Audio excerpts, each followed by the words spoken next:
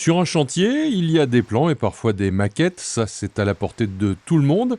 Et il y a le BIM. Le BIM, comme un jeu vidéo, c'est une maquette 3D utilisée de la création du projet jusqu'à l'exploitation du bâtiment. Donc c'est une compilation de plusieurs maquettes qui, in fine, font un fichier global où il y a tout et qui nous permettent de vérifier tous les clashs entre les différents corps d'état et d'appréhender, on va dire, les différents passages et les différents problèmes. Une compilation qui ressemble à un labyrinthe pour un néophyte, mais qui permet aux gens de métier de trouver rapidement un point dans un vaste chantier. Regarde, on les voit là, les deux, versement. Il n'y a que ces deux raisons. On n'a pas toutes raisons. Non, mais là, j'ai pas.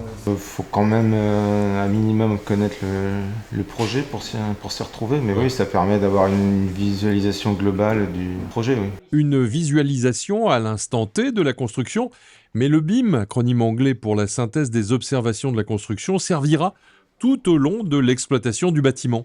L'objectif, c'est qu'on s'en serve pendant toute l'exploitation du bâtiment, qu'on puisse y intégrer la maintenance, renseigner toutes les informations de la vie du bâtiment dans cette maquette, la faire vivre pendant les 30-50 ans de vie du bâtiment. On la maintient à jour en permanence, elle sera efficace. Très clairement, cette technologie améliore le quotidien des entreprises du bâtiment.